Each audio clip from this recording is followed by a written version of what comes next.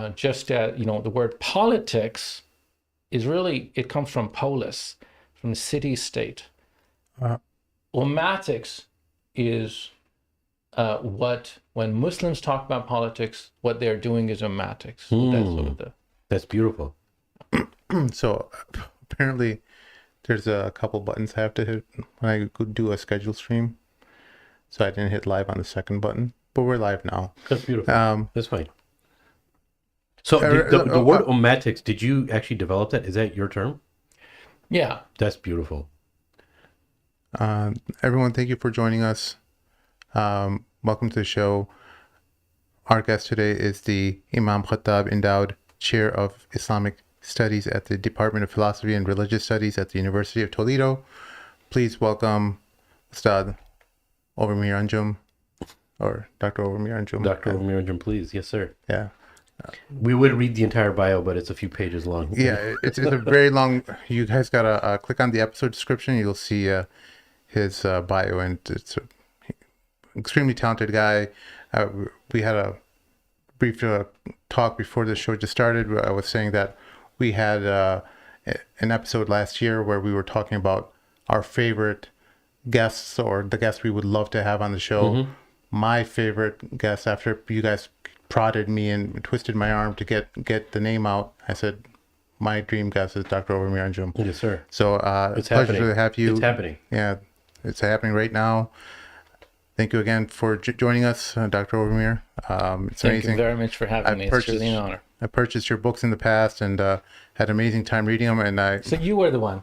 Yeah, there were a level of their level of academics is pretty high. So I think my brain fried a few times while reading those books, and I had to do some other research to actually understand some of the complex ideas that you were discussing. But amazing books. What was the last one that you released? I can't remember off the top of my head. The Islamic law translation. This one is your latest book. It's a translation called "The Ranks of the Divine Seekers." Is this on Mecca Books? Is this available on Mecca Books? I don't know. Oh, then we can't show this book then. No, that's our sponsor. No, I'm just joking. Mecca Books loves everyone. They're amazing people. It might be, You never know. I gotta check. Inshallah. Yeah. We'll just say inshallah. Yeah. Where is it available though? Brill or Brill? Yeah, it's published by Brill. Oh, I think Brill. Right. I thought it was Islam by touch. I thought Islam by touch. Like it's Brill, Brill, publisher. I'm so sorry, Nader. Yeah, Nader is the founder of Islam by Touch. He's makes the Brill Qurans. He's a beloved friend of ours, and so Brill is the Brill. Brill. Yes. Sorry, I completely butchered that, but this is a book that Ibn Qayyim al-Jawziyah. Okay, no, it's awkward. Bro, it's Ibn Qayyim al-Jawziyah, bro. Yeah. It's from back in the day when we used to be hardcore Salafis and we didn't know Arabic, but we wanted to collect a lot of English translations. But this is going to be a little different. You don't have to be a hardcore Salafi to read this. But towards the end of this episode, I really want to get into this book. But there's a lot. It's in Arabic too. Yes, I hear. No, there's parts of it that are his translation though. He translated it. Are you required to include the Arabic part too? No, I wanted to. Oh, you just out of optional. I think that's really on a serious note. I think that's great because a lot of times there's been a lot of works and translations, and people somehow later on, because of sectarian people say, "Oh, you didn't really accurately translate works." So it's always good to have the matan, the text, and someone, if they disagree with the translation, that's up to them. But at least the original is there, so someone could just, if they understand the Arabic, can read it. Very true. Very true. Yeah. So let's get into why Dr. Ovamir is here in Chicago. You have a robust plan tomorrow, which is Saturday, for a topic. I'm not going to give the time out or with the location, but what is that about? What is the topic, and why choose that topic now? Bismillah, alhamdulillah, wassalatu wassalamu ala rasulillah. Thank you very much once again. It's an honor And I was going to first tell you before when we were talking how I feel about this place, and it takes me back to my college days, like when you could spend the night with friends talking about stuff, and that really mattered. And those are some of the best days. Yes, sir. And so I'm thankful. And when I hear your podcast, sometimes that's what I feel like. And I love that feeling. I'm not going to tell you when that was. I don't want to date myself. I'm here for an ICNA program to talk about the concept that I've developed and an institute that I founded based on that. It's called the Ummatics Institute. And Ummatics is basically, it comes from the word ummah. And the way I developed it as I was developing my work on Islamic political theory, which is my first book published in 2012, Cambridge University Press. It's called Politics, Law, and Community in Islamic Thought. The Taymiyyan Moment. It's a history of Islamic politics, the first 7 centuries, and thinking about what is Islamic political thought, what is it made of, what is political thought, right? So that was the question when I started thinking about that. I realized that when we use the word politics, but the word politics actually goes back to the Greek word for polis, for the city-state, for the city community. But when I realized that as I tried to express that in Islamic language, there was no parallel to it. And I thought that the reason there is no parallel for it is because when Islamic scholars think about the collective affairs, right? When they think about, and when the Quran and Sunnah talk about, when they refer to these topics, they are not talking about the territorial nation state or the city state. They're talking about the ummah. So whenever the Quran is talking about the ummah, it is talking about what we think is politics, right? That's how the ulama would have thought. So when some people, of course, the question often is do Islam and politics mix? Well, if you translate things correctly, whenever there is ummah, كذلك جعلناكم أمة وسطا لتكونوا شهداء على الناس ويكون الرسول عليكم شهيدا, verse 2143 in Surah Al-Baqarah. That is a verse about politics. It's just that it's about the ummah. The ummah is the collectivity that binds us. And often when we think of politics as Muslims living in the modern world, a world not of our creation, world made up of nation states, of secular nation states, we often identify ourselves, right, as belonging to the United States. We're American, we're Pakistani, Egyptian, or we have our ethnicity, or maybe even sex. But, we feel ummatic, right? We feel when you go anywhere else in the world and you enter a masjid, you feel home. That feeling belonging to the ummah, whoever says, La ilaha illallah Muhammadur Rasulullah, we don't have conceptual space for it in thinking about that, even in the academy, in our public language. And so one of the things I wanted to do when I coined this term ummatic is to make ummatics a term that Muslims use to express something that is very deep within them, that is very common to them, but they don't have words to speak. And when you don't have words to talk about what you really are, you don't really have anywhere to put those thoughts, any way to express your thoughts, right? So there is a very deep part of us as Muslims that is there, but that is not being talked about, that is not theorized, that we cannot express in English. I see. Yeah. So what is the connection here now? First and foremost, a lot of people, even from very influential figures, believe that Muslims don't need to get involved in politics. It takes them away from the deen. I know that's one thing, but political involvement, many feel that it's fard. But then you have a different type of politics which are claiming that Islam has, right? How to deal with, whether it's the the Madani Treaty of how Rasulullah in Medina taught us how to deal with the Muslims and how to deal with the non-Muslims, and that being divided in two parts. What is it that makes Islam very unique if it deals with politics, and how it deals with politics? That's a great question.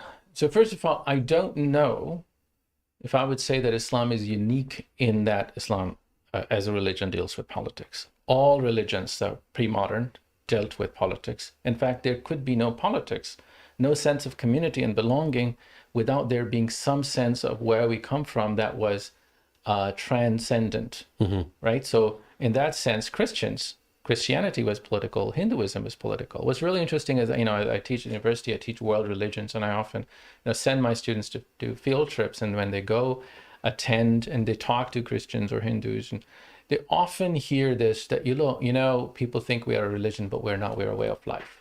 I've heard Hindu practitioners or attendants or say that, and Christians.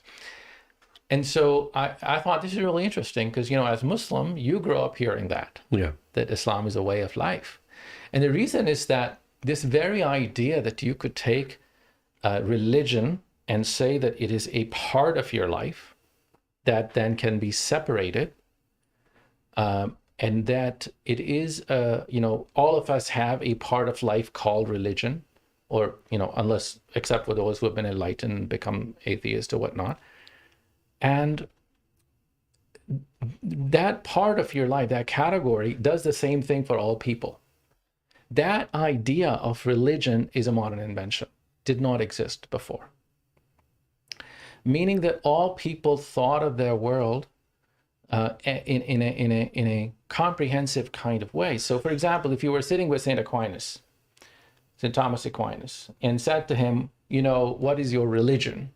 He wouldn't know how to answer that, and you wouldn't have a word to say. He probably would say, I have the Christian truth, and you are the infidel.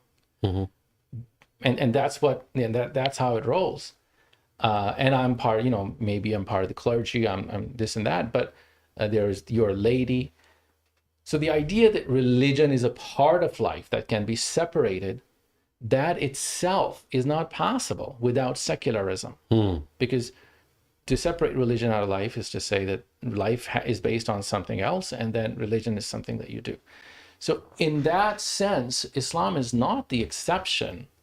But what is exceptional about Islam, and there are many things, is that Islam has a very coherent and very explicit sense of politics, because our Prophet ﷺ engaged in political struggle by any standards, right? Unlike the only, in fact, exception is, in a sense, Christianity, because Jesus ﷺ was apolitical. He lived. His mission was very short, and it was cut short by circumstances.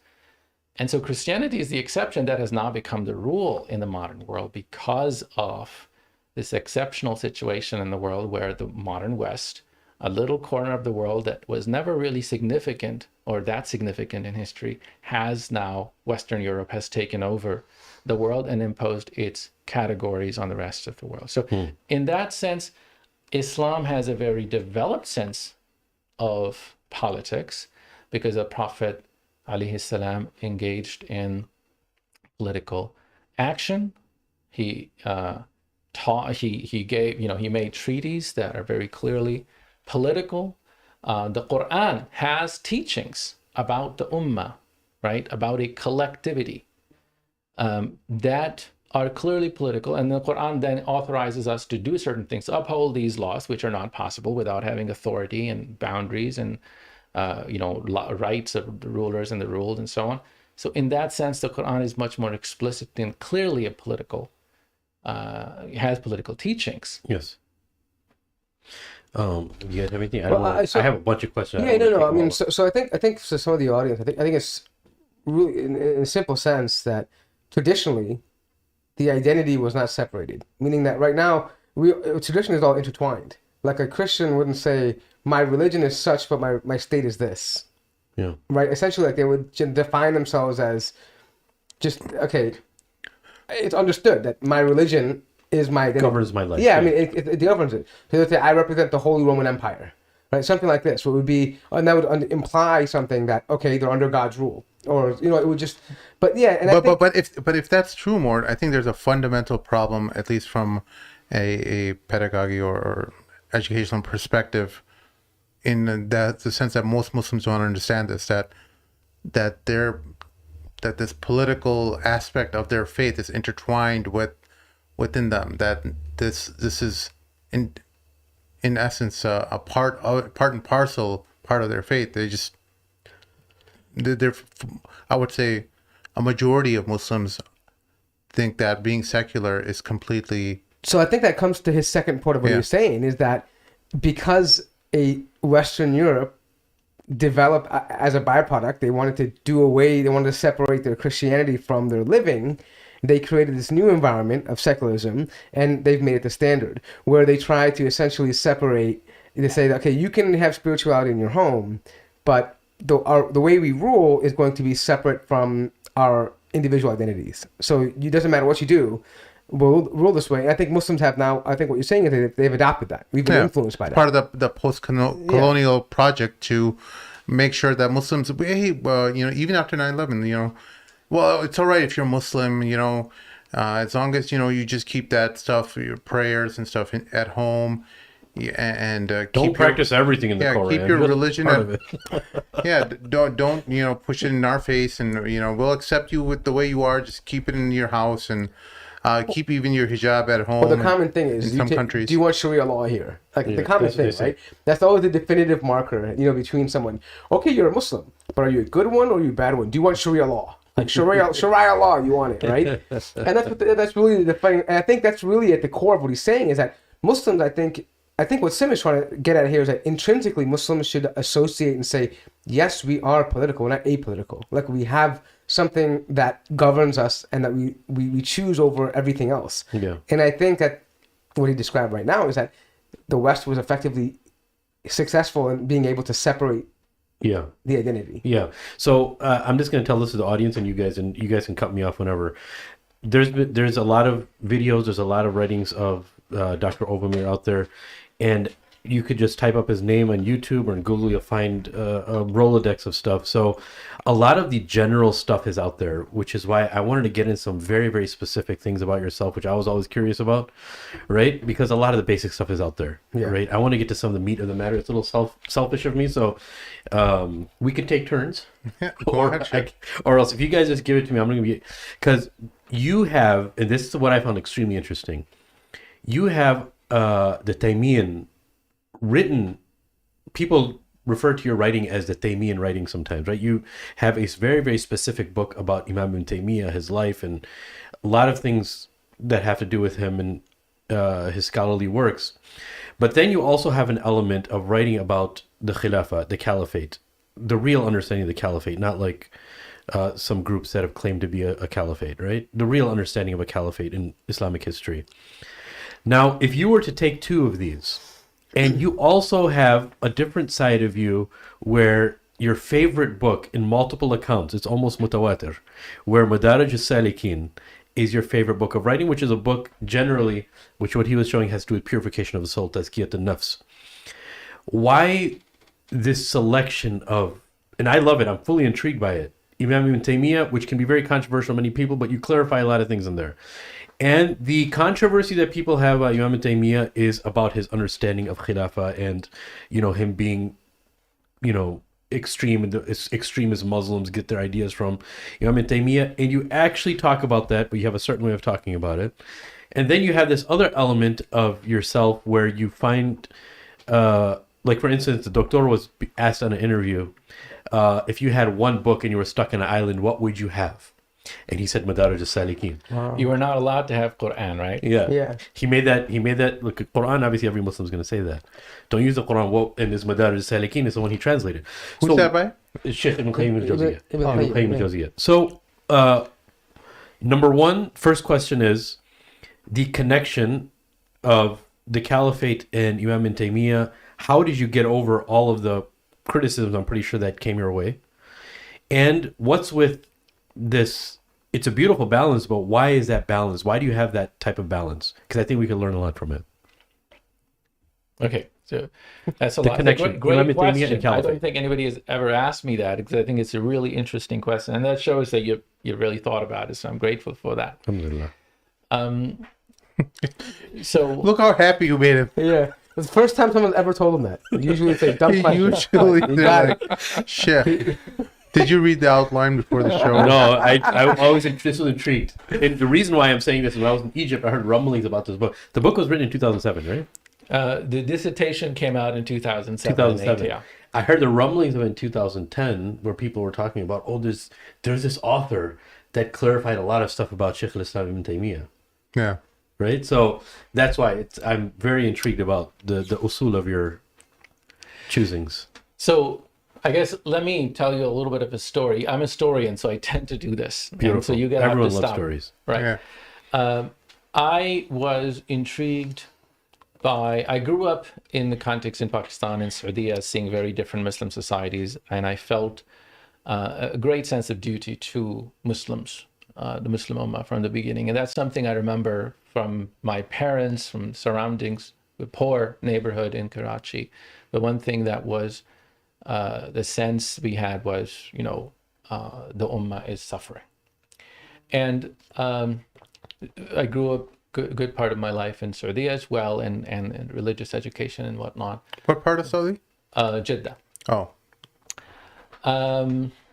But so I wasn't really introduced to Shaykh al-Islam ibn Taymiyyah in Saudi. I was reading very broadly. I was interested in science. Really, my first love was physics, modern physics, and that's what I went to school for.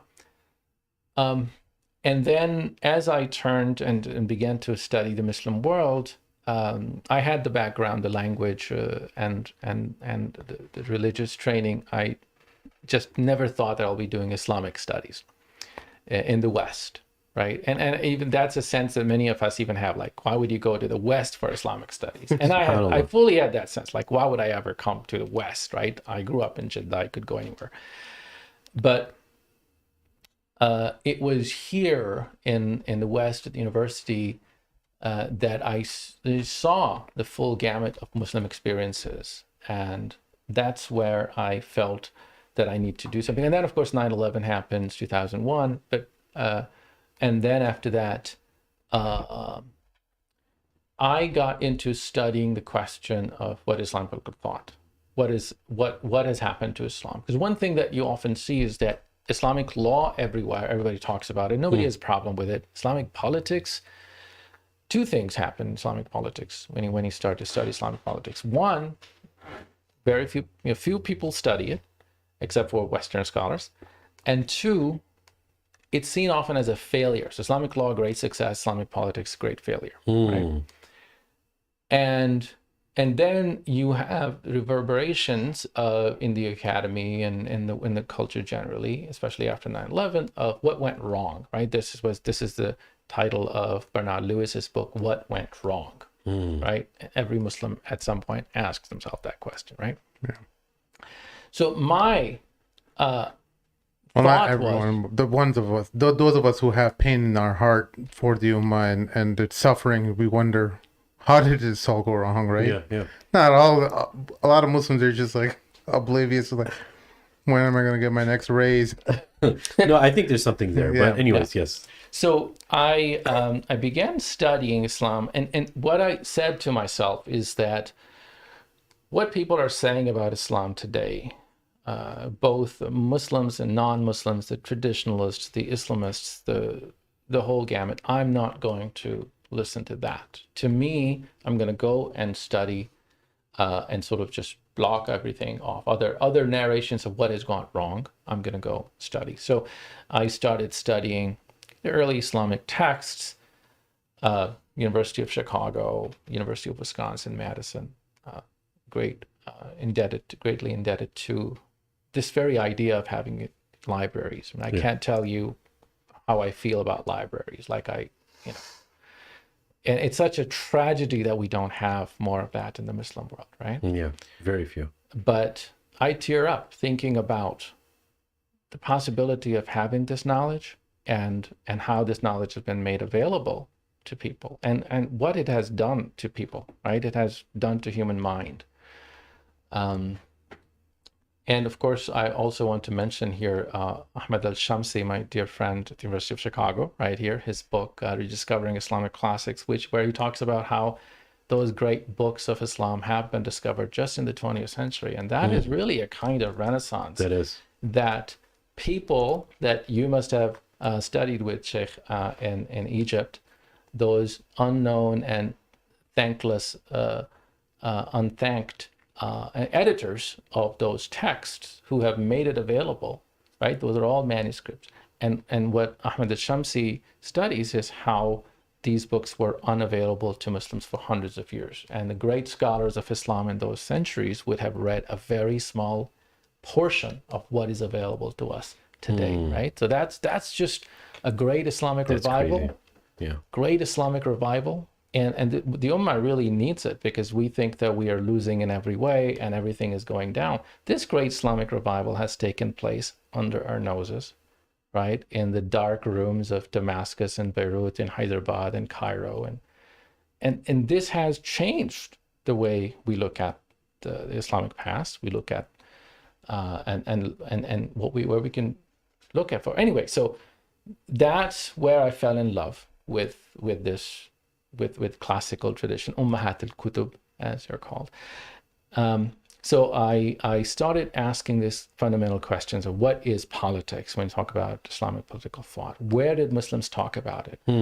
What would be the terms and concepts they would have used to talk about,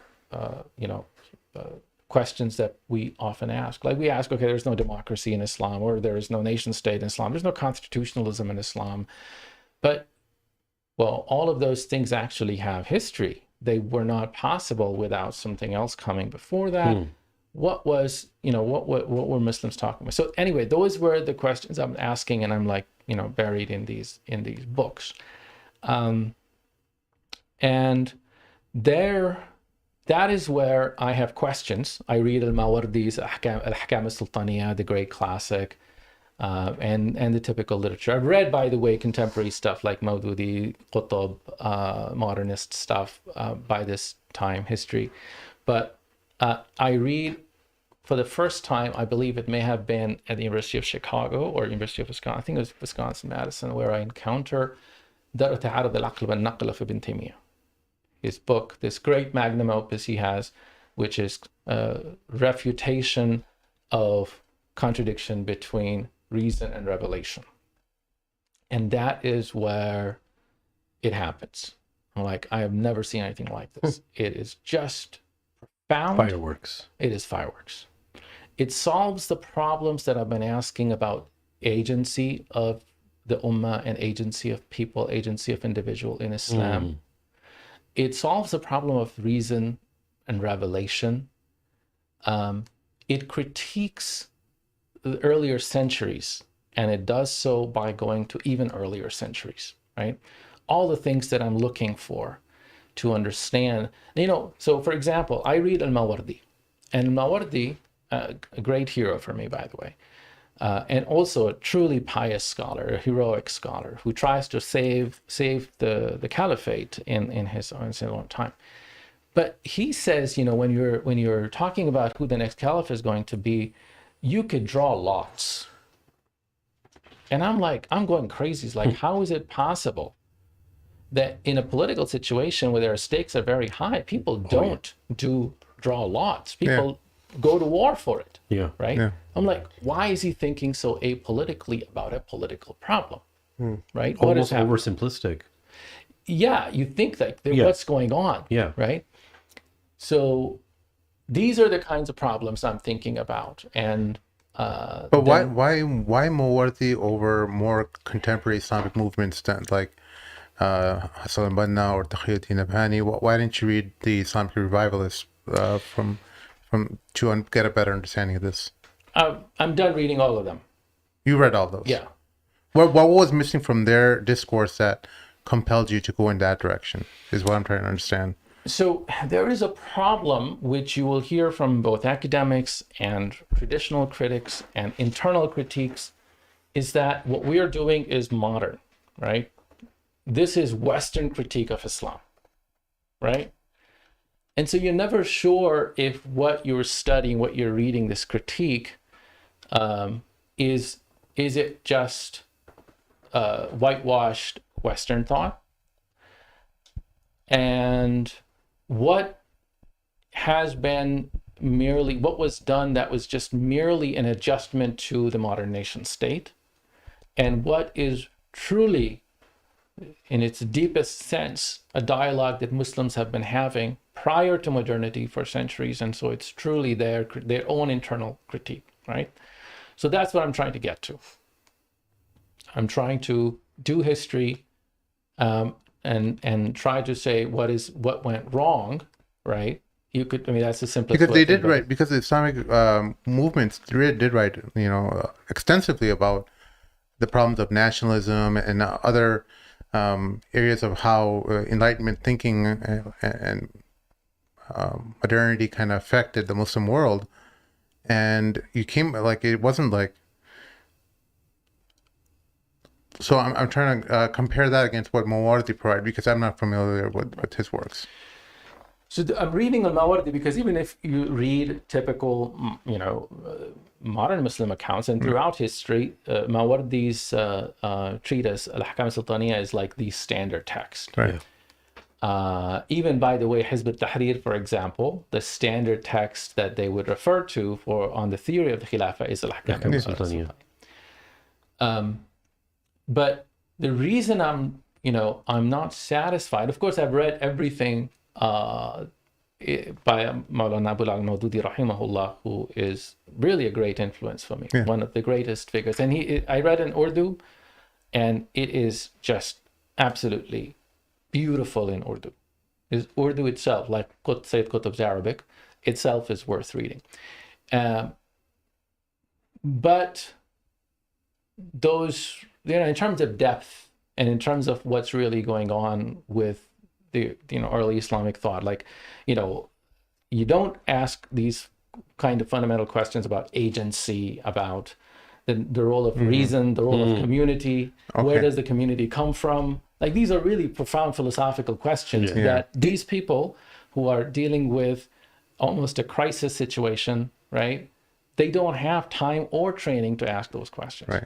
Right? So do I you have an feel, answer for your question too, but I think I'll talk. I just want to ask you, do you think that those books, like that he mentioned, primarily dealt with the acute situation the Muslims were in at that time, rather than actually trying? Because it seems to me they were kind of written to address the dire need that was needed at that moment in time. They saw a destruction, they saw a secularization of the ummah. It wasn't really so much about, well, how did we come here? It was more of what's the solution? And so I think would it be fair to say that you were looking for more of just the root of it all, right, rather than just the solution for an acute problem?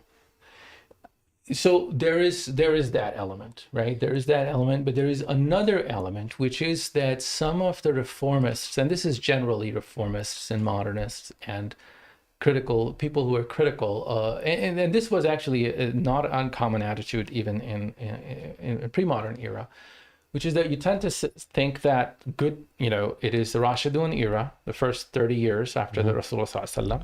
And after that, there is constant decline and darkness and everything is bad, right? When you look at all of these great books that are being written, Yes. you're like, What are you talking that about? couldn't be the case, right? Like, Muslims today in the 20th century, 21st century, I am confronting this problem for the first time. When people who are easily a million times more learned than I am, al-Mawardi, al-Ghazali, Ibn Taymiyyah, they didn't think about those things, right? That's not how a tradition works. That's not how a tradition of learning works. That's not how you grow up. It's like, it's not that their questions or those writings were not good. I think that they did great service to the ummah, right? I don't doubt that. But it's kind of like if you start from scratch and you give up all of these 1,300 years in between you and that ideal era, you're almost saying that you're going to this world of where you have this great heritage for Aristotle and Plato and Christianity and all of these great traditions that are competing, and secularism, and you are starting from scratch. It's like you're sending a 2-year-old to a grown-up fight. You have to learn from this 1,300 years of constant deliberation and this dialogue. And once you get into it, you realize the fundamental problems of life, whether they're in politics or society or family, they have been discussed and debated. And most bad answers have already been given and refuted. So you don't have to make those mistakes. Right? We do this in every other field. Right? I started in physics and engineering, and I know how science, how knowledge works, right? And the knowledge, what was done in physics, if you started observing the universe like Aristotle, your understanding of gravity might be Aristotle's, which is that, earthly things that are made of, world is made of 4 matters, and earthly things go down and air goes up, et cetera, et cetera. And then it might take you hundreds of years to get to Newton. We realize, no, there's such a thing as gravity, right? Why would you want to do that to yourself? So to some degree, all traditions grow, traditions of thinking, and Islamic tradition has seen those, right? It's not perfect. It's a human tradition in which things on which Muslims agree, that is ijma', that is, right, for Ahl-Sunnah wal Jama'ah, that is protected from error. But other than that, it's a human tradition that has great benefit. So that was my rationale. Yeah. So if we can get back to the when you were talking about Shaykh al-Islam ibn Taymiyya, and then you were talking about how he solved a lot of answers for you in the writings, right? Right. So I did not come to Shaykh al-Islam ibn Taymiyya from the traditional either Salafi perspective or the anti-Salafi perspective. For me, it was a find that was, I had my own problems, and so I start reading what turns out, I realized over time that this was his largest text, Darat Arad al-Aql wal-Naql. It was his magnum opus. It was one of the most difficult texts that nobody had studied before, at least in the English language, and even in Arabic, there's very little on it. And until recently, it wasn't even available to most scholars, even in Arabic, to study. People do comment on it in earlier centuries, but it's a neglected text, and it's one of the most remarkable texts in resolving this problem of reason, revelation, and agency, and sort of ethical rationalism, and so on. Now, the next question, I guess, the other thing about that triangle was Khilafah. Yeah. Now, the Khilafah was not something that, I had any kind of particularly epiphanic discoveries. Like everywhere you read in the classical period, everyone is in agreement. Yes, but nobody wants to talk about it. I'm saying contemporarily. Right. You're very brave about talking about it wherever you are. Right. So that, I'll get to that. Actually, I'll probably talk about the other side of the triangle first, which is why tasawwuf. Because I studied tasawwuf, do the history of tasawwuf, and I do the translation of Madarij al-Salikin, which is written as I'm sure you know, as a commentary on a great Sufi text written 3 centuries before Ibn al-Qayyim. Yes. Of Abu Ismail al-Harawi al-Ansari's text, which is called Manazil al-Sa'irin. So Madarij al-Salikin is a commentary on Manazil al-Sa'irin. And Manazil al-Sa'irin, just to give you a sense of its importance, this is, al-Harawi from Herat, right, in Afghanistan, is a contemporary, a slightly older contemporary of Imam al-Ghazali. But Imam al-Ghazali is an outsider to Tasawwuf. Sufis of the time would have memorized the text of Abu Ismail al-Harawi al-Ansari, Manazil al-Sa'irin, to become Sufi initiates, right? So, Ghazali is writing in his Al-Munqidh about how he's interested in Tasawwuf, he's reading up books about it. Those are the books he would have read, that's the status of that book. And there are like dozens of commentaries on it. Now, Madarij al-Salikin is a commentary, but it's a critical commentary on it, right? It actually says that there are many places where Imam Abu Ismail al-Harbi al-Ansari makes serious errors, right? But the way Madarij al-Salikin talks about it, the way Ibn al-Qayyim talks about those errors is just so beautiful. He says, look, Shaykh al-Islam Habibun ilayna. The Shaykh al-Islam, Abu al-Harbi al-Ansari has this title, Shaykh al-Islam.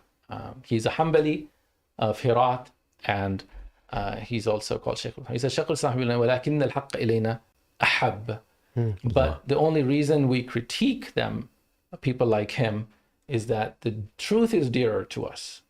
So he's Shaykh al-Islam, and there are many places where whenever he disagrees with him on something, he says, look, when it comes to my knowledge or my piety, I'm nothing in comparison to Shaykh al-Islam.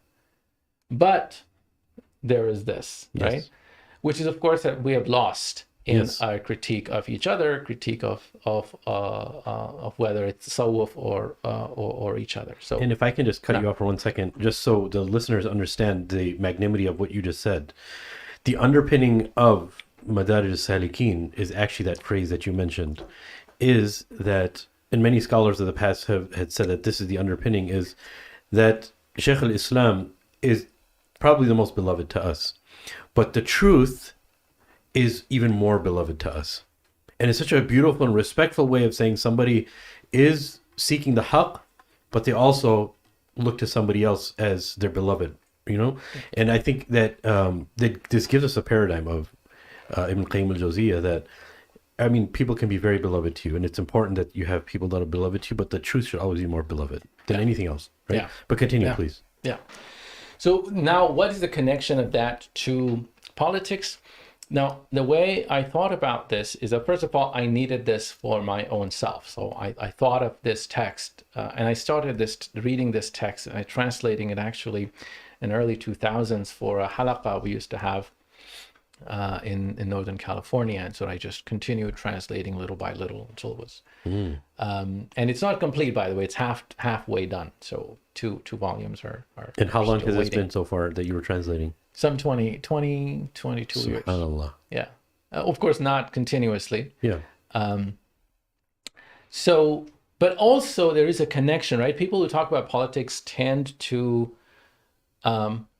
here is a theoretical connection if you're looking for it. People who talk about politics, they tend to, and this is also true by the people who are really into usūl al-fiqh, or really intellectual topics. This was true even of Imam al-Ghazali when he writes about his own experience, that it's sort of like, to use their common language, it's kind of anti-spiritual. It empties you out because you're just involved in intellectual problems, right?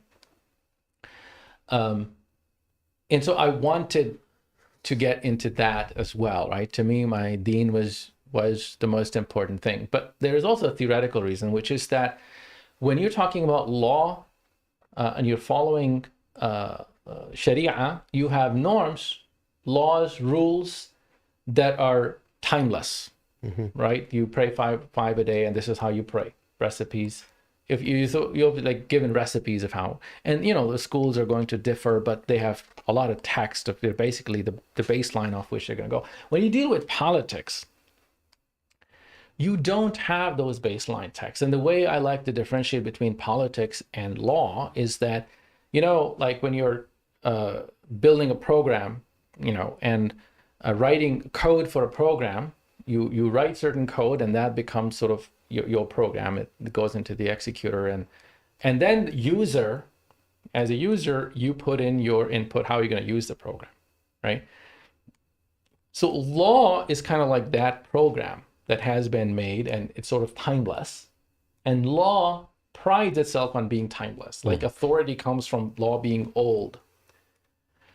Politics, on the other hand, is a political actor, a politician, a ruler making a decision about who to go to war with, who to make peace with, who to appoint as a judge, what kind of policies to take. Is affirmative action good or bad? those are runtime actions. That's the input that you're putting while you're running the program.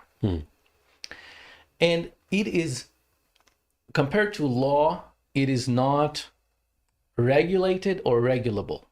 You cannot decide, right? You cannot decide 100 years before Muhammad Fateh decides to go to Constantinople and give a fatwa that, oh yeah, every ruler must go, and this is the right policy at that time. This is what you must make peace now and make war now. It has to be done in either in that council room or in the heart of the ruler.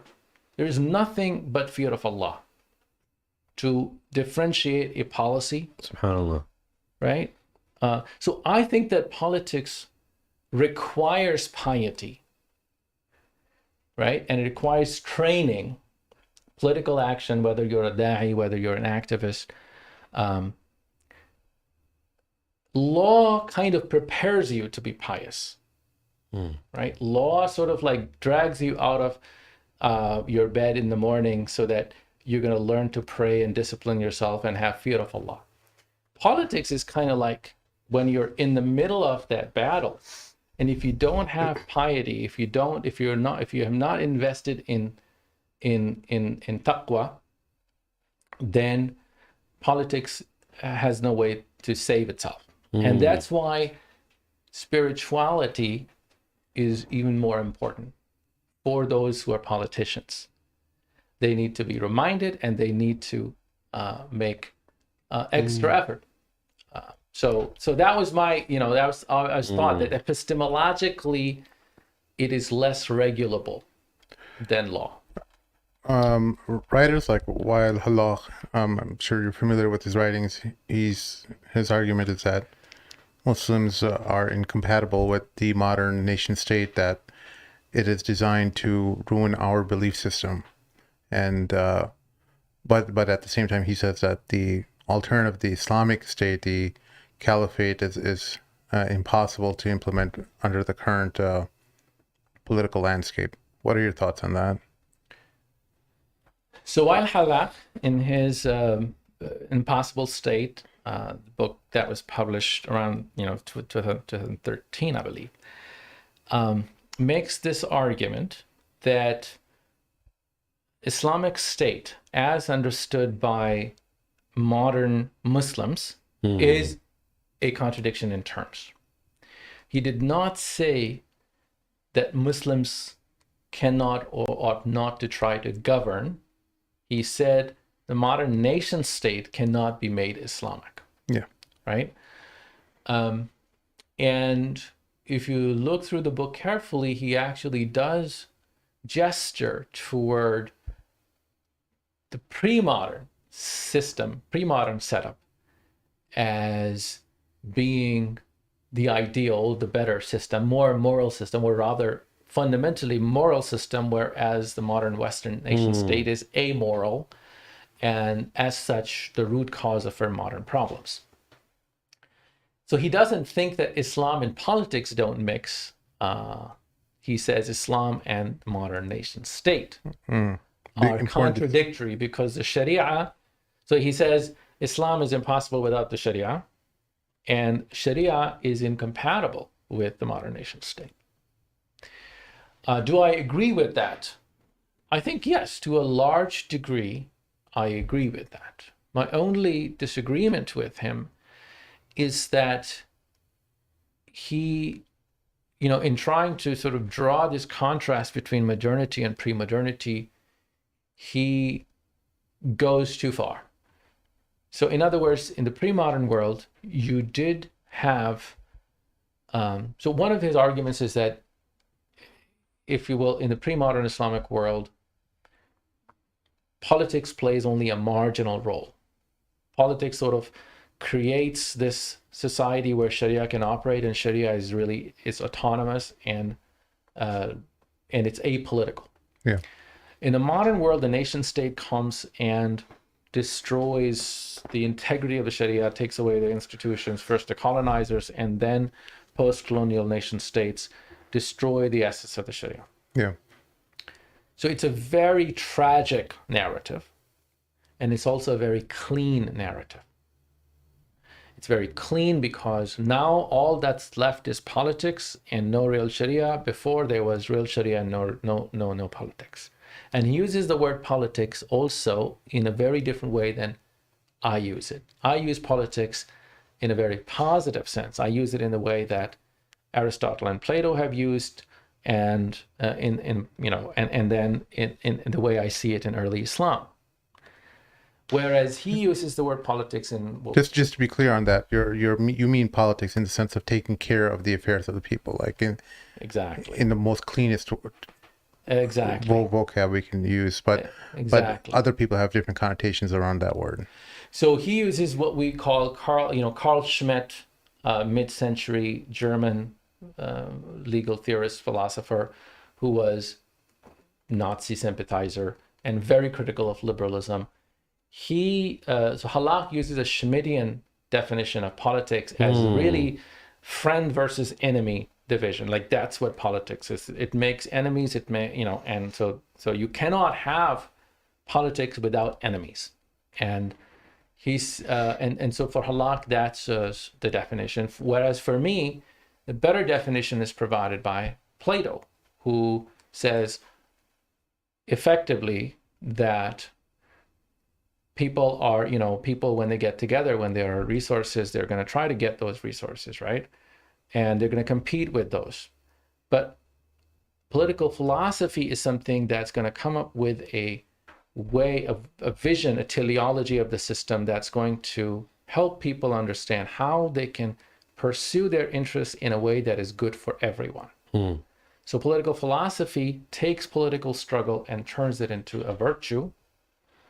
And of course, Aristotle, would say that politics, ethics even is a branch of politics, right? That even ethical person conduct is really imaginable in Greek imagination within a city.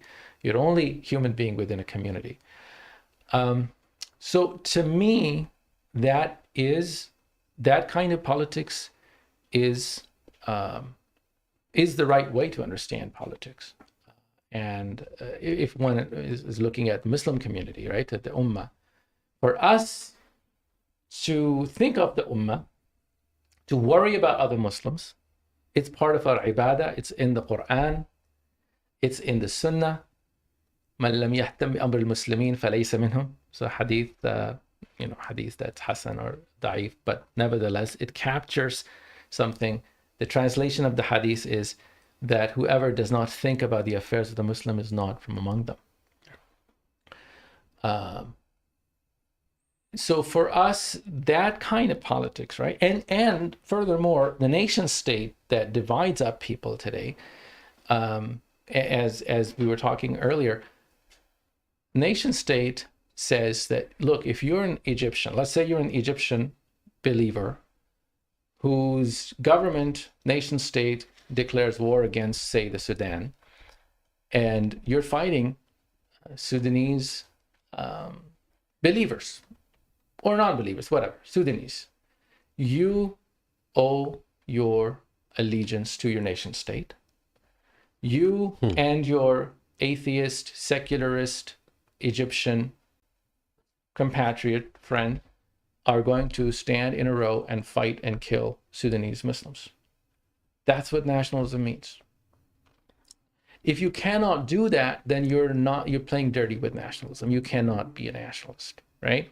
But nation state requires nationalism. So what ends up happening is that Muslims almost never get down with the nation state, because those things don't make sense naturally to Muslims. Yeah. Yet the structures that have been imposed on us require that for us to be good citizens, this is how you ought to behave. But we don't behave that way. Big contradiction. Right? Yeah. So that means we can never be good nation states. We can never be good states because our loyalties cross set up for national boundaries. Yeah. I mean, unless that nation involves multiple Muslim territories, right? I mean that if collectively, right? And then in that sense, that we mean the Ummah, right? In that sense, because we say a nation, right? The Ummah is a nation, right? So if all those lands are united, then in that sense we can apply it. But being governed by somebody else and being loyal to that is, I think, what most Muslims then have an issue with, because it's this clash of identity. Yeah. Am I loyal to my faith and my brethren, or am I loyal to something other than that? Yeah. And the majority of Exactly. Muslims, you go to the majority of Muslim world, a lot of them, they have nationalism in them because they don't have anything else to look for. This is what I have observed. They don't really have anything to look up to because they're so destroyed and defeated. Yeah. But if it really comes down to it, they all love Muslims. They would never dare on an individual level of the, middle class to lower class. They don't want to fight other Muslims. Yeah. The only reason why a lot of them hold on to nationalism is because they don't have a vision.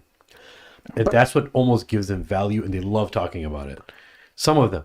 But a lot of them who are a little more, they've been around a little longer, around people who actually talk about even politics and nationalism, they actually don't like the idea of nationalism.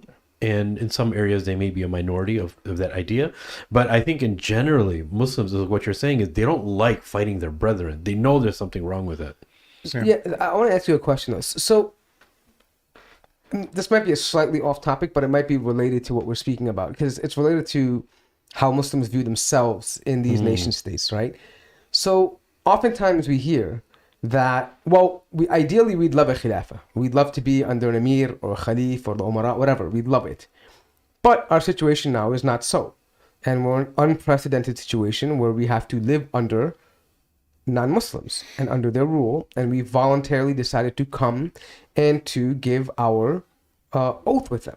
Right. So they say that, okay, well, our commandment as Muslims is to then abide by the law of the land. Since you've taken an oath, you've done this, so our obligation now becomes, rather than worrying about the ummah itself, your obligation is to the state, because you can't break oaths. So they try to almost justify the idea of being nationalistic by the condition of not breaking an oath. Well, so the oath, strictly speaking, the oath is rather limited, right? The oath is not what you're going to love most. The oath is not who your God is going to be. And if there is an oath that says that you have to live by, against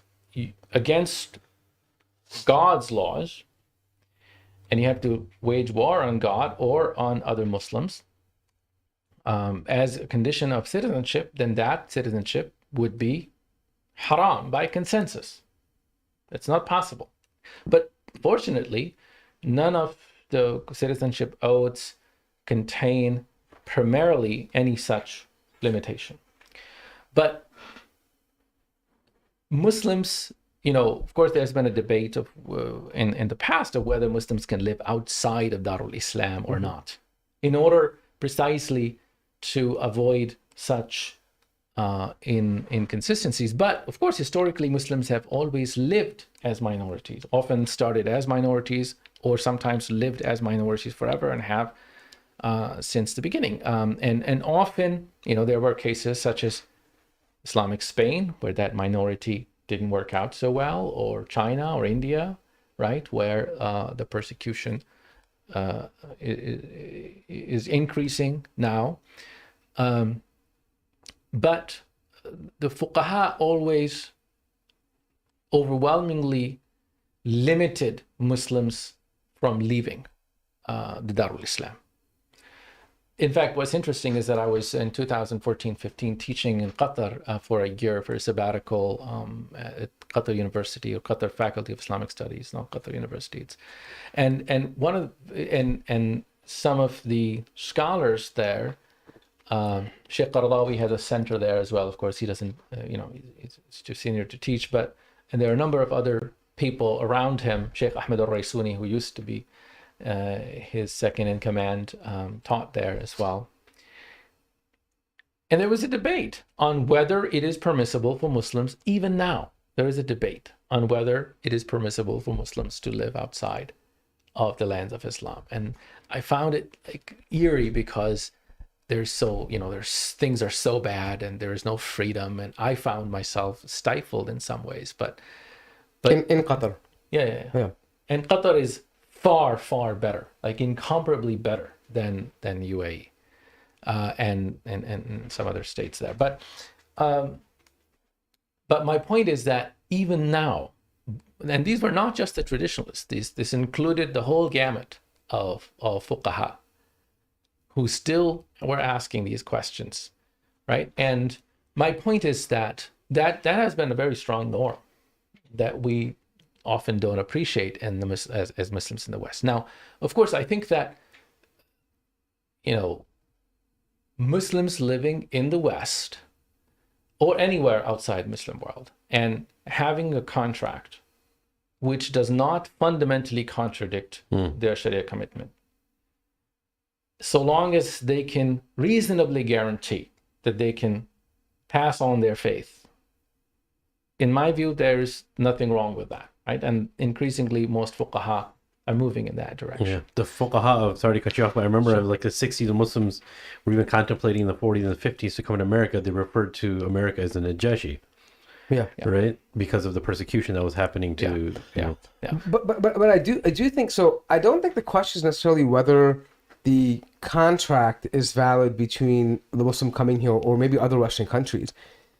I think the problem is that the usage of this contract of safety between us and them is then used to say, well, as you mentioned, Najashi, right? We have to then honor that. And so if they call on us to defend, or because again, they don't see the ones who've come here don't see themselves. It's not in their minds as, oh, we left Darul Islam and we came to Darul Kufr. They see that, okay, well, that was actually not Darul Islam. That's why we had to leave. So they don't even consider them to be actually Darul Islam anyway. So they say in that particular case, in their minds, well, if we're called to fight or defend or join the military or enact a draft, or if we're called to have a different opinion, whatever it may be, that it's in our interest and in alignment with our oath and our contract with them that we support the country where we are residing and where we live. You see my point? Like, because for me, I see it in like I understand what the Qataris are doing, right? Because in that school, in that area, I think from a very fiqh perspective, it's a very valid question. Do you live under Darul Islam, or is it better to live under an oppressive Muslim ruler or a non-oppressive Kafir ruler, right? I think they're very valid fiqh questions. I mean, again, it's for the ulama to decide, but I think in this case, I'm talking more about, the individual who justifies America, West, having to maybe join, a military, or maybe join intelligence, or maybe things like this that where he justifies this. So there is a history of such fatwas that have been given in the recent years. There were fatwa that came out after 9/11, in fact, was very hastily written, and it was published like a couple months after, like in November in 2001. It was signed on by Sheikh Yusuf al-Qaradawi and Muhammad Salim al-Awwa, the Egyptian lawyer and jurist, and a number of other people, basically saying that it is permissible for Muslims to fight in the American army.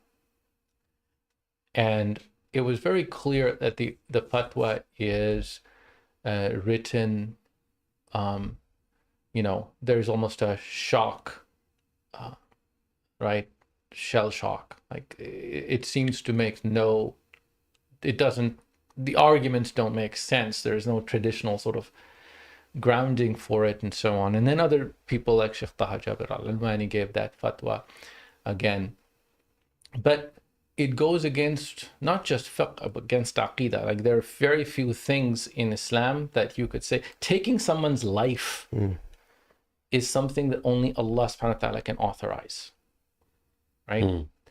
And you are going in the army and taking somebody's life, and there is no syncing with how your army is commanding this and what Allah authorized. So there is now of course there are conditions of ittirar. There are conditions that somebody who is in the army converts to Islam or serving in the army, and how they're going to find their way out. That's a completely different discussion. Right.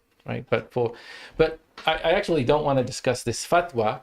I want to go to what I thought was the meat of your question, which is that, look, when we talk about the Caliphate, what does it mean for Muslims living as minorities to talk about the Caliphate? Yeah, that's a great question. And to me, actually, the answer is that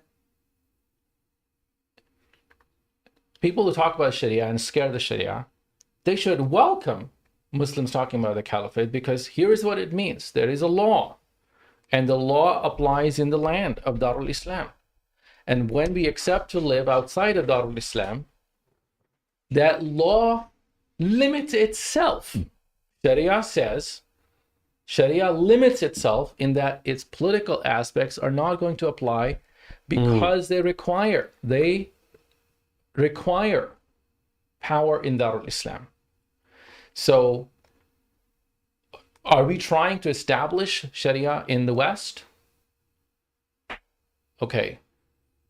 The question makes no sense in the sense that Sharia itself limits itself, even in Darul Islam, even when non-Muslims are living among Muslims. Sharia does not apply in the personal affairs of non-Muslims. True. Right? Dhimmis were given, Dhimmis live by their own laws. So the only way Sharia could apply in America, and in that sense, every good Muslim da'i should want that, and I hope that all good Christians want that, is that everybody should convert to their religion. But short of that, short of large number of Americans willingly, in droves, converting to Islam, which, I hope happens, say Ameen. Ameen, inshallah, yeah. But short of that, you're not going to have Sharia applied in Darul Kufr or in a land that's Darul Da'wah. So classical Islamic thought actually is a very legal artifact. It knows how law works, and it knows that, in fact, Hanafis, for example, in the old times would even have laws of like if you committed this crime in Darul Harb, what is the punishment, or if there is a punishment in Darul Islam, right? Because you committed, so they're concerned with questions of jurisdiction, right? Islamic law is a law, and like any other law, it has jurisdiction in Darul Islam. Yes, sir. You should welcome that, right? Yeah. Before we get to our next question, Sheikh, we gotta do the... All Mecca books. We'll be back. This episode is brought to you by Mecca Books, your source for traditional Islamic knowledge. It's where seekers of knowledge go to buy their books. Go directly to Mecca Books because they have a massive catalog that covers just about every topic from fiqh, aqidah, hadith, tasawwuf, and everything else in between. You can go to meccabooks.com/TMM and use the code TMM for a 10% discount. All right. So, now we're at this point in after 20 years ago when we were young, there was a lot of debate among scholars about the necessity of the Khilafah, whether we need it or not, or now it's not even a matter of discussion. Pretty much anyone who's in Muslim academia, or at least in the traditional scholarly world, everyone's on board, but no one wants to say how to do it. What, in your opinion, from your analysis of what has worked and what hasn't worked from the Islamic movements to just traditional Islam, where everyday Muslims aspire to bring about the Khilafah, how does that even begin to happen in your own approach?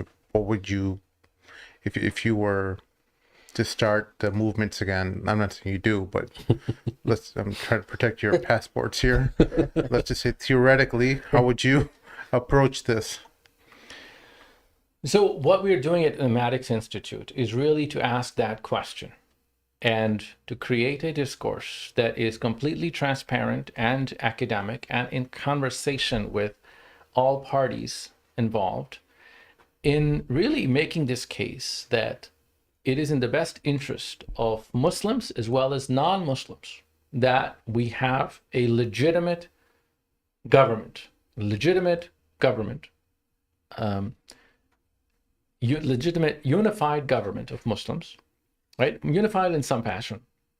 And that argument, believe it or not, is not as hard to sell as it might appear to Muslims 20 years ago. Or, in fact, there are many historians who have looked at the 20th century and have concluded that the dissolution of the Ottoman Empire was the biggest disaster, not for the Middle East, they don't really care that much about that, but for the world, for the West. Right? There has been no stability in the region since. Yeah. And you have people who, look, Professor Alfred McCoy, who is a history professor, a major authority on world empires and on CIA torture, a number of things at the University of Wisconsin-Madison. I suggest you buy his latest book. He argues that, look, 2 million people were displaced in Syria. And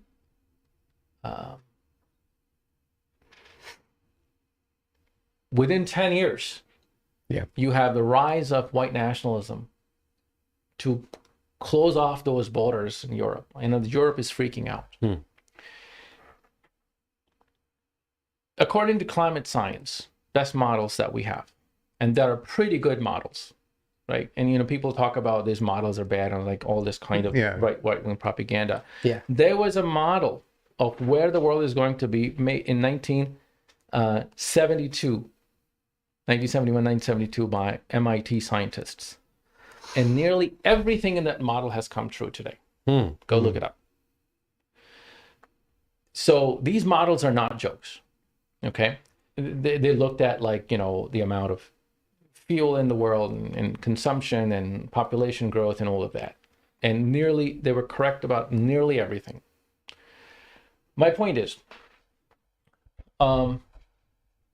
within the next 30 to 50 years, what happened, the flood that's happened in Pakistan, that is not at all a surprise. I've taught climate science for a while, it's religion and science. And I have been worrying about this, right? Of course, this has been predicted that what's happening as the glaciers are melting, the water is going to all flood, and then there's going to be drought. Because instead of slow melting, now it's... You're saying this is going to happen all over the world. It's going to happen all over the world, and it so happens that it's going to happen a lot more in areas that are, of course, close to sea level. So Bangladesh, Pakistan, Egypt, Indonesia, those are first to go down. And these are millions of people. 800 million people are expected to lose their homes. Allahu Akbar. Within these 50 years, right? Wow. And that's nearly 1 billion, right? Yeah. If 2 million people could change the West so drastically, right? Bring back the 1930s and 1940s rhetoric. Yeah. What is going to happen when you have La qaddar Allah, we hope that Muslims find a different way, right? Yeah. The Muslims do what we want ourselves to do, that we are successful, that we take care of our own problems, right? Yeah. But if you have your pawns, your dictators, your favorite autocrats who are displacing millions of Muslims, and those, not 800, let's say 80 million of those people, not all of them Muslim, but let's say they're coming to Europe's and United States borders. Would you want that? I mean, are you going to have any Europe and the United States left in the way we know it, right? So it's a matter of survival. Yeah. So your argument is basically that it's in the interest of them, because then it would be the Muslim government's, essential Muslim government's problem. Hey, these are your people. Exactly. Find a way to deal with Have it. them all in one place. But also, one of the things you can't ignore is the effect that climate change, wars that they have among themselves, like, for example, Ukraine and Russia, who knows how far this can spiral out of control to, but is anyone's guess. But similar to what our Nabi faced before his state was established, was that a weakening of the Roman Empire and the Persian Empire happened, where these empires weakened over a period of time, and created the perfect conditions for an Islamic government. But not only Islamic that, even within governance. Medina, the weakness was there for a while. Oh, yeah, Remember yeah. from the Battle of Bu'ath that took place, and the main chiefs were actually waiting for someone to be the chief figure of Yeah. what obviously is the wisdom ilahi of the hijrah of Rasulullah sallallahu alaihi wasallam. But I think what you're saying is that a lot of these things. Well, yes, of course, it would be in their interest to allow ourselves to, govern the way we would prefer to. Yeah. I think the way Ustad is predicting, or not just him, but many scientists have predicted that the next 10 to 50 years will be incredible changes that happen to the landscape of the world, literally the literal landscape, not the political landscape, but the political landscape will eventually change as a result of these drastic changes. This will allow conditions to be favorable towards people who want to be ruled by Islam, who want a caliphate. They need to people who are interested in that, and as every Muslim should be laying the groundwork for those. At least cultural institutions should be put in place, or other institutional groundwork needs to be put in place so that it can be a natural occurrence. Yeah. I don't know. Exactly. Yeah. No, ahead. absolutely. You're absolutely right. So imagine, right? So what Turkish nationalism is growing against Syrian refugees. Yeah. That's just very ugly nationalism. And of course, Turkey already has problem with Turks versus Kurds. And that's like a very ugly nationalism. We got to solve those problems, Yeah. right? And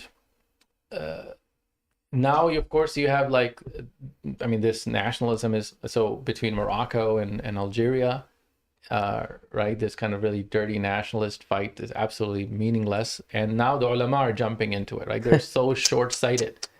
Yeah. No. That we're like nationalist first. The nation state nationalism. Look, nationalism produced first 2 world wars in Europe. And if you're going to keep at it in the Muslim world,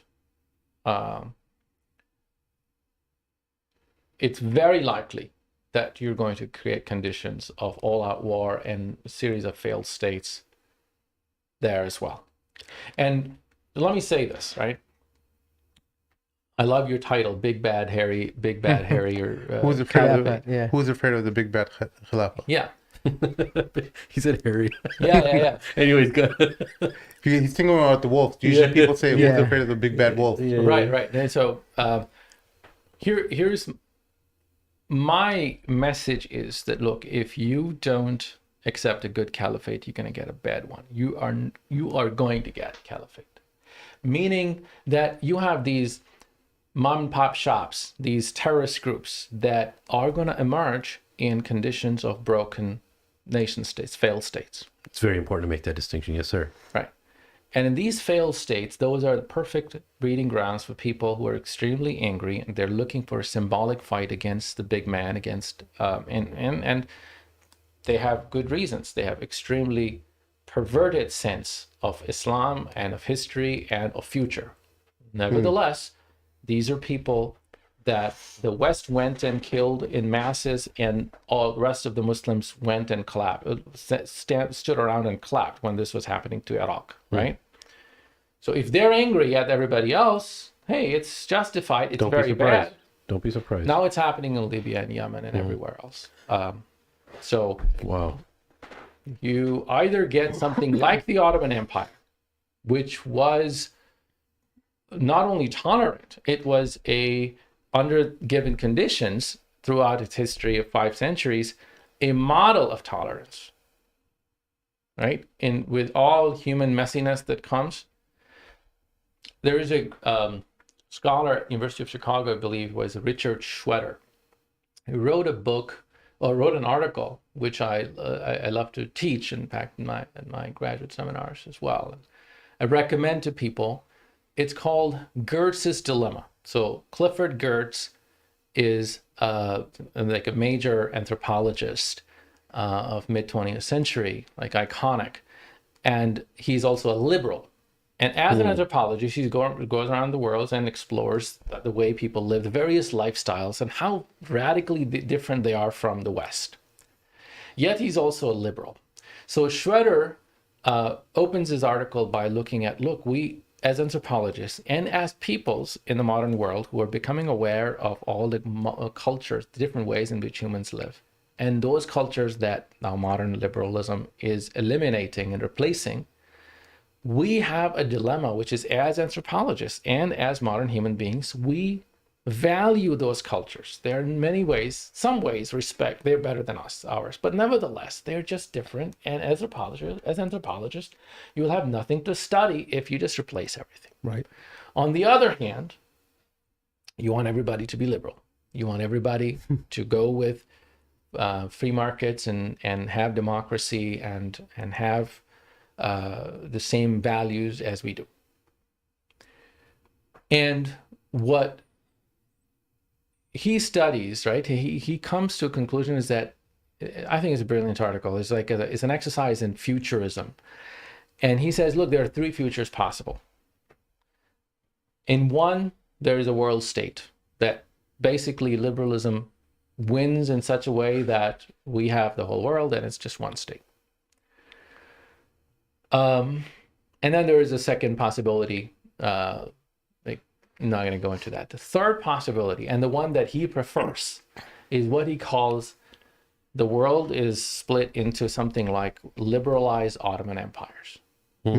Like basically, that's our best model, where there are civilizational units that govern as graciously and with light hand, like the Ottoman Empire did, letting Jews live the way Jews live, letting Christians live the way they live, sort of balancing them, letting them live in peace. When in 1492, of course, when Jews are, after Inquisition, when they are expelled from Spain, where do they go? They go and settle in various parts of the Ottoman Empire. And in fact, there are very interesting letters from Jewish rabbis in the Ottoman Empire, like they're writing to European rabbis that come here. This is a place for Jews. Like the Rambam, he writes about that. Moshe ben Maimon, when he was in Egypt, he writes about this. That's an earlier century, but basically the same idea. Yeah. Right? But I do have a question. So I love the discussion. I love the idea that, and to me, I don't think it's a difficult idea to sell to non-Muslims. Me, on the other hand, I think it's a more difficult idea to sell to Muslims. And why I say that is because, number one, a lot of Muslims viewed their governments as mini khilafahs. So, right? This is the Khalif, or this is the Amir. And so a lot of them have a sour taste in their mouth. And the other flip side is that, we look at history, right? And we see that the political differences, the backstabbing, the sabotage, even the different groups like you see between the Fatimiyya and the Abbasids, and you see all these things that you have. And I think what you said early on is that you created this institute to bring all sides to the table. I think my question now then becomes, I think since the more difficult task, at least the way I'm seeing it, is getting Muslims on one page and saying who is rightful in leadership. Who is acceptable as leadership? What is the criteria of leadership? And so the question I ask you then is that, in spite and in light of past history that we have, in spite even of in light of previous failed Arab nationalism and pan-Islamism with King Faisal, how do you envision that we get Muslims to be on that page where we say, listen, we need this. Regardless of, it's a dire need for us. It's an existential threat for us if we don't have it. How do you achieve that? So before I answer that question, you go to a NASA website, right? They have their mission, like official government mission, to send a mission to Mars and to establish a colony, I think by 2030 or something. Like, this is serious grown-ups writing, right? This is NASA. They want to have a colony on Mars. And Muslims are asking whether not colonize Mars, not go to moon, whether we can get together in a room and establish peaceful, an institution that will just govern, you know, these Muslim lands. Like, imagine the kind of mentality it takes to say that this is impossible, that is possible. Like, if you go to these same people, these same shuyukh, Now that you put it that way, brother, yeah. that if you tell them that NASA is going to have a colony on Mars, they will say, yes, akhi, this is they're very advanced. You tell them that Muslims can stop fighting, that's impossible. So you tell me. Not just fighting, have a government that is working for their interests, for the advancement of Islam, for what they hold most dear to their heart. Yeah. That there's a government that will look out for the interests of Muslims all over the world, wherever they're being persecuted. You don't have to be petitioning your congressman, petitioning, horrible individuals to come to your aid. And instead you have a state actor who is sending ambassadors or an army, if needed, to work for the Muslim interests, you know? That's the reality. See, that's why I like that you brought up that historical element and what Dr. Ovamir is talking about. In your question, I think it's a brilliant question because it's reality.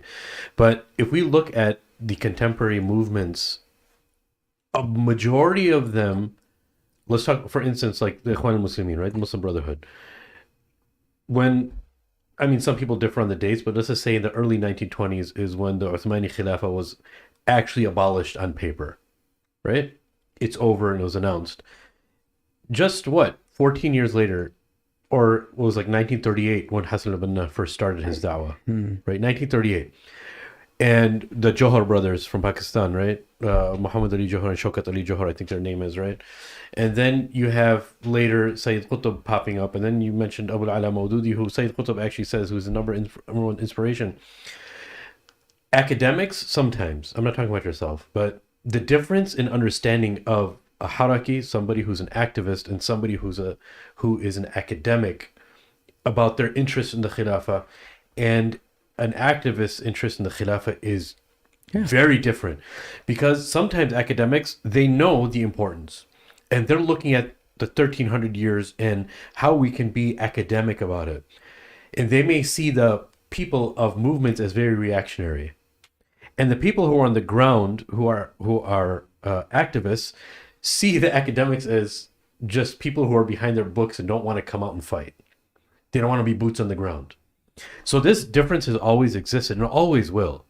But a lot of the taste that people have is, number one, them being jeopardized in the Muslim world for the activism that took place. And if they didn't talk about politics, they didn't talk about certain elements of religion, them and their families, their children were going to be safe and they're going to see their kids every night before they go to sleep. So there's a portion of the Muslim world that's obviously stained because of these movements. So even on an Islamic level of their Islamic heritage, they have this fear of this revivalist talk. Don't talk about that stuff, right? Yeah. I remember seeing that in Egypt. It was very scary at certain moments. But then you have another element of people who wanted that revivalist, but there were a small group, but there's a whole lot of chaos that occurs. What I'm trying to say is, but I think now, if you guys have noticed in like the last 5 years, and I say it, and I say this because I've seen many people have changed, is because of Ertugrul. I'm telling you, I know people, I knew people die hard. You know, like Imam al-Ghazali, how he says that the funun have a different effect than the scholars can ever have on the people, like the arts, right? Yeah. And Muhammad Ghilan was talking about this. And I firmly believe that is because there's so many scholars that talked about being reformed and this and that. Ertugrul comes out. I knew brothers that were pretty much secular. Some of them didn't even want to know that the guys who were actors were secular. That's how much they loved the series. And all of a sudden they're talking about the Uthmani Khilafah. They're reading history. So there's this amazing revival that's taking place. Let's not lose touch with that either. There's this amazing revival that's taking place too. You know. What happened though is what Are you familiar with Ali Harfouch? Yeah. Yeah. So Ali talked about this on a podcast once. The imagination of the Muslim is what's being restricted. So, for example, like sociologists do experiments with like people in impoverished areas or in the ghetto. They say, hey, if I gave you $1 million, what would you do with it? Some will say, oh, I'll buy this and this and this. But like their imagination is restricted not just to like their immediate wants and concerns. It's not thinking greatly how to grow their wealth. Similarly, the Muslim imagination is restricted to the nation state. Like they think to Pakistan becoming with its current political structures in place. They're thinking Pakistan is how could that become a Khilafah? It's just beyond their imagination. That because they're thinking their imagination is restricted to the same horrible, corrupt political institutions that are already in place in Pakistan or in any other Muslim country for that. I'm just picking Pakistan just because it's easy, but you get what I'm saying, though, right? I mean, there is a project that, at least as educators and practicing Muslims in the traditional sphere, we need to increase that imagination, or we need to tear apart whatever is restricting their imagination from achieving or looking towards this ultimate objective in a much more realistic, and tangible I think that's manner. where academia comes in that the activists can't do. So I thought about this, right? I mean, I've been thinking about this question for a while, and it dawned on me. I said, you're right. From the academic perspective, there's a disconnect between leadership, academia, and the common person. And unfortunately, the common person is... Are we okay? Or okay. Yeah. No. I'm saying Sorry. The common person, right? Unfortunately, because Islam has been taking a backseat, right? Unfortunately, in their lives, because of secularism and modern influence, everything is based on self-interest. I go to work, I make money. I do this, I get money. I'm on TikTok, because people recognize me. Everything is based on self-gratification and immediate gratification. So the idea of long-term goals and long-term benefit is not something achievable to them. It's deconditioned. Yeah, they don't see benefit in it. So I think if you're going to, because to be honest, yes, like you mentioned, the states made people afraid and all this stuff, but that's a different time. That's when people actually cared about these things.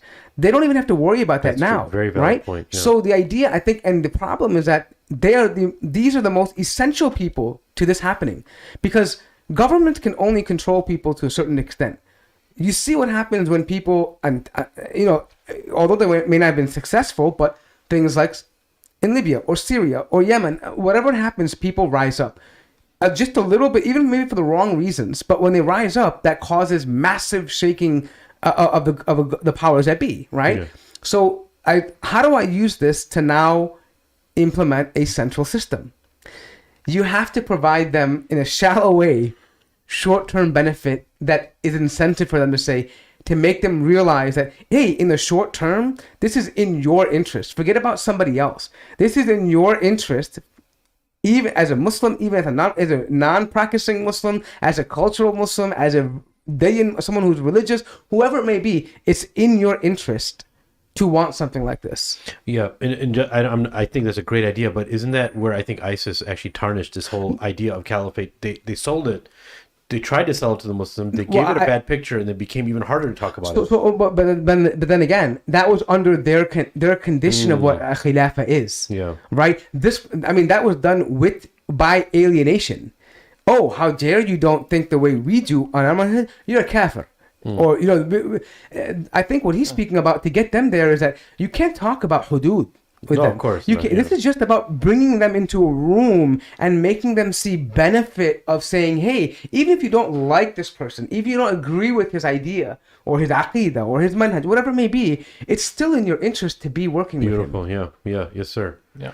Ummatics. And that's how I think that it's going to work, because we're so conditioned to have instant gratification. Yeah. What's in it for me, for my family, for us? And the reason I apologize for bad manners, guys. The reason why I showed the time is the doctor had a hard stop at 10:30, and I apologize very bad. Sorry. Because it was a great discussion. We're at 10:56 now. Yeah. So I would really have to apologize, but this doesn't have to be the last time we have a doctor on the podcast. Sheikh, before you start wrapping things up, just go ahead and go through the clip again. Inshallah. And I'm sorry for the hard stop, guys. It was just the amana that I had with the doctor, and I didn't even meet it, but sorry about that. This episode is brought to you by Mecca Books, your source for traditional Islamic knowledge. It's where seekers of knowledge go to buy their books. Go directly to Mecca Books because they have a massive catalog that covers just about every topic, from fiqh, aqidah, hadith, tasawwuf, and everything else in between. You can go to meccabooks.com/TMM and use the code TMM for a 10% discount. All right. Besides, any closing thoughts? Anything you want to follow up on? Some of the chatter that we kind of close off the show with. No, I think that what you guys have been talking about, and I appreciated what Mark was saying and what all of you were saying. Really, I want to hear more about what your thoughts are and what I'm saying, because I think that Muslims have been prevented from imagining, right? Muslims have been living, I think, in the last couple of decades in a nightmare. See, Muslims have been prevented from dreaming. When I was growing up, I remember thinking that as a Muslim, we wanted to save the world by Islam, right? So you would study the problems of the world and you say, look, al-Islam huwa al-hal. This was, of course, the slogan of Hassan al-Banna, rahimahullah. It was simplistic, but that's how slogans are, right? But it was a sense that you had growing up that Islam is going to save the world. I need to share Islam, but also I had to be interested in the world. I had to be interested in science. I had to be interested in the environment. I wanted to win the world over for Islam. But after 9/11, the kind of discourse that emerged in from, of course, the centers of power, but also from Muslim community in the West and in America in particular, is very comfortable. That had totally internalized that rhetoric that is coming out on Islam being the problem.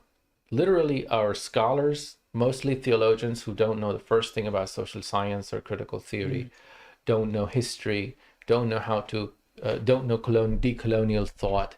So they really internalized and theologized every problem, right? And only now when because of the rise of white nationalism, same kind of terrorism, when Islam is no longer the problem, but the same kind of things are coming out in the West among white people. So now there is a concern, well, maybe it's a psychology, it's a gun problem and whatnot. So all of a sudden, Homeland Security is not worried about Muslims as the number one problem. And the discourse has changed. The discourse on, countering violent extremism, CVE, has disappeared, but it was really, really central, that discourse. And that is an extremely dark discourse.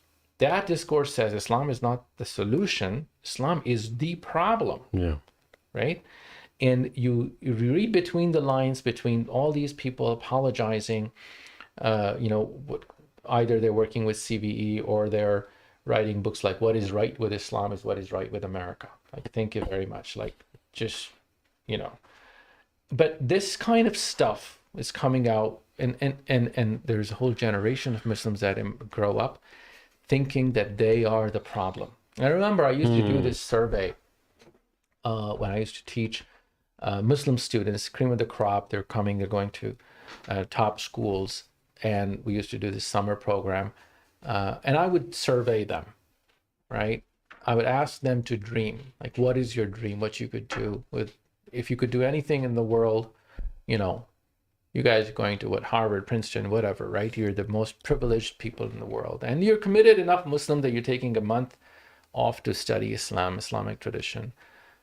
And this is 2007, 8, 9, 10, like it went on for 4 or 5 years.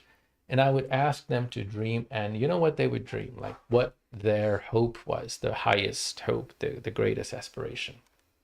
Take a guess. Wow. Get married. I wish. It was so I would say that you think 50 years, right? And I wanted to hear them say, you want to save the world by Islam. But what they would say is various fancy versions of Islam to become acceptable in America. Oh, wow. That is it. To have a psychological space for Islam in America. Like that literally is a code. And this would be the most, like the answer that would say, aha, yes, that one. He got So it. seeking approval, pretty much. Seeking Validation. Yeah. But not only that, I mean, that's- the limited imagination we were just talking To about. have that as your dream means you have no dream. That means you're living in a nightmare. That means, what are you living for? Not like, your personal trajectory as like you want to be a doctor, a professor, or whatever, business person. But what is you as a Muslim, as part of the Ummah, what are you living for? And you're not. You're actually just trying to hide. Right. And there's a whole generation of people that grew up like this. And until really 2016, thanks to Trump, who helped change the discourse.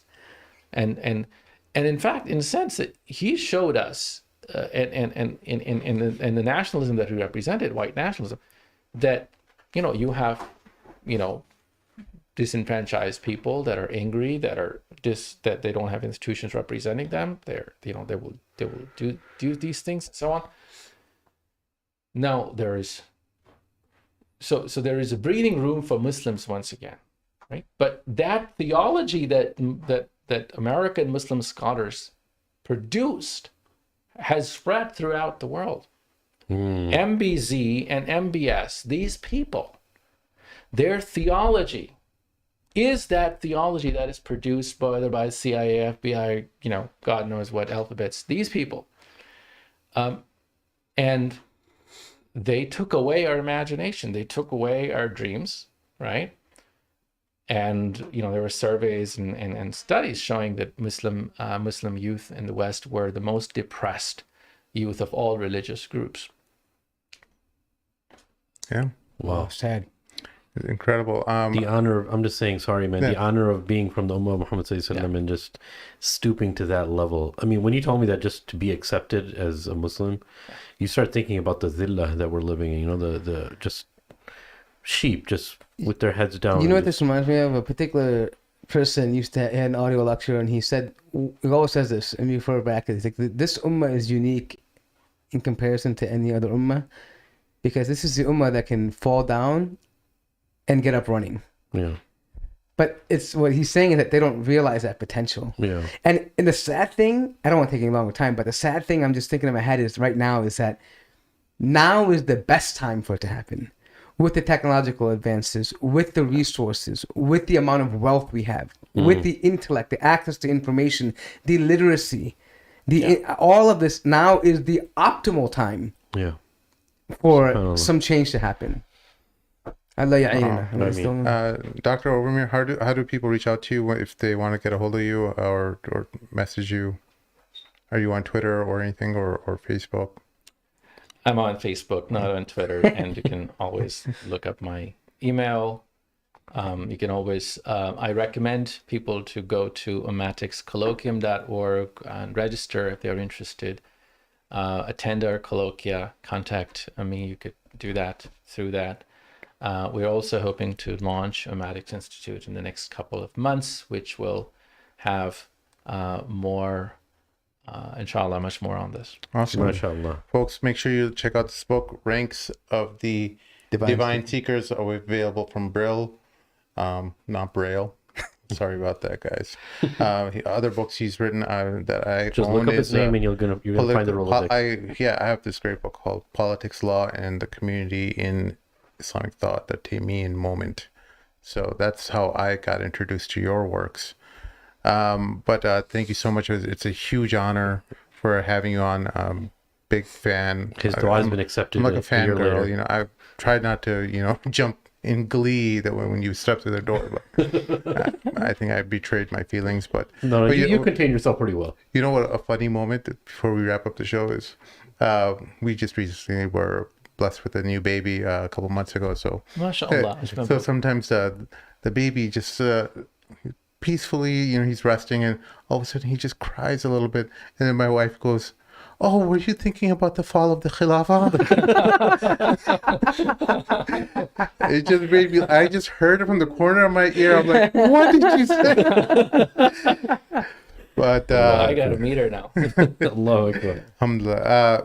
All right, folks, make sure you listen or check out meccabooks.com for all your literary needs. Always be sure to click on the old like button and subscribe if you haven't already done so. Use the little bell notification to be notified anytime we go live, and make sure to comment in the comment section below. I know there was a whole bunch of questions we couldn't get to.